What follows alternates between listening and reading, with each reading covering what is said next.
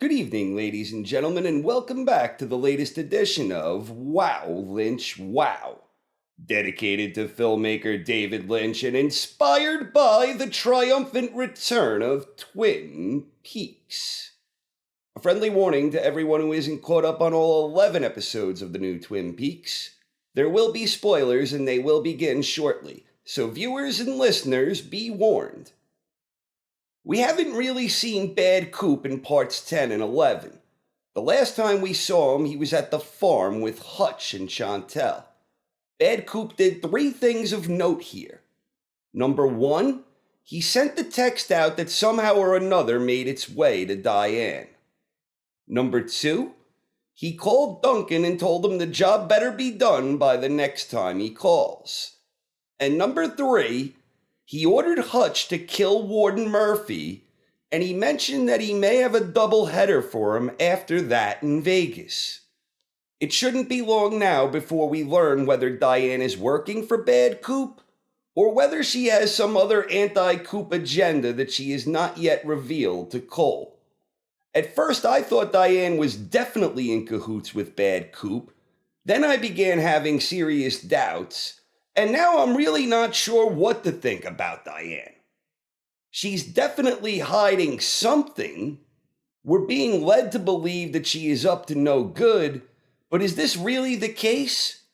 One way or another, we should definitely know soon. As far as Duncan is concerned, his efforts have been a complete and total failure. Blackberry Lorraine failed to get the job done with the car explosion plan.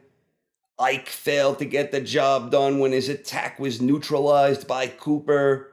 And now Tony failed miserably when it came to convincing the Mitchum brothers to eliminate Douglas Jones. In fact, Tony's efforts really fucked things up, because now Cooper has 2 new powerful allies. The Mitchum brothers absolutely love Cooper.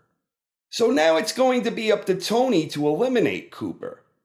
Not only does his life seem to depend on this, but Tony will have some added motivation because of his personal rivalry with Dougie. Tony seems like a con artist type to me.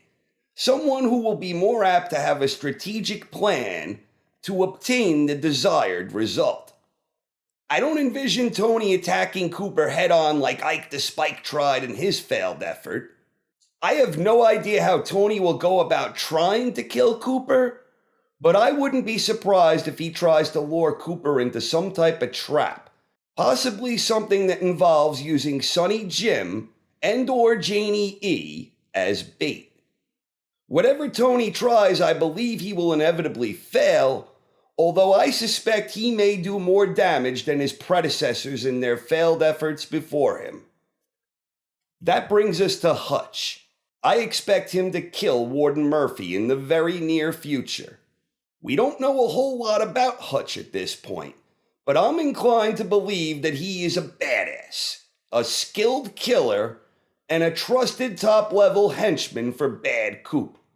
I'm fully expecting Hutch to murder the Warden with surgical-like precision, where his murderous skills are on full display. After he kills the Warden, Hutch is going to need to step up to the plate again for the double header. Unless Duncan has some hidden ace up his sleeve, I believe Duncan will be eliminated in the first act, which will lead us to some type of showdown between Hutch and Cooper. But now that Cooper has some really big fans in the Mitchum brothers, Hutch may ultimately face far greater resistance than he ultimately anticipates. Then Bad Cooper still has the situation with Ray, who we know for a fact is somehow affiliated with Philip Jeffries. We know this because he mentioned he had spoken to Jeffries when he was on the phone with Daria, and he called someone named Philip after he had shot Bad Coop. Since Bad Coop ordered Hutch to kill the Warden, with the possibility of a double header afterwards, it seems reasonable to believe that Bad Cooper is going to handle the Ray situation himself, and that he's going to get the coordinates and settle the score. I, for one, do not believe Ray will outwit Bad Cooper again. But even if Bad Coop doesn't wind up ultimately getting the coordinates directly from Ray, the coordinates are also on the photo of Ruth's arm. Regardless of whether Diane is working for Bad Coop or not, we know at least 2 sources, and 3 if you actually include Ruth's body, that 3 sources exist that have the coordinates that Bad Coop wants. I'm not sure how Chantel figures into all this, but I am sure she will serve some greater purpose in some capacity for Bad Coop as well. But the endgame for Bad Coop is always dealt with the coordinates, which directly correlate with the symbol. We don't know exactly where the coordinates are, but when asked about it, Albert said, well, the last few digits are smudged, but the numbers indicate a small town in the north.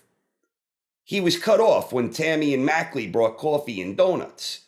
But I think it's pretty safe to assume that these coordinates lead directly to Twin Peaks. And I will further assume that Bad Coop is going to wind up at the exact same spot as Truman, Hawk, and Bobby when they seek out the location near Jack Rabbit's palace.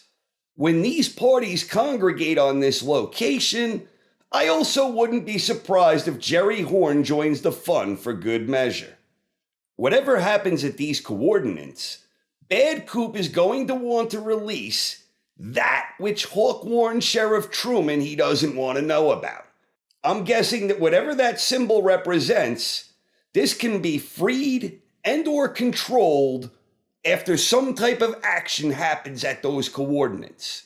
And a lot of interesting characters and storylines seem to be on a path to that destination.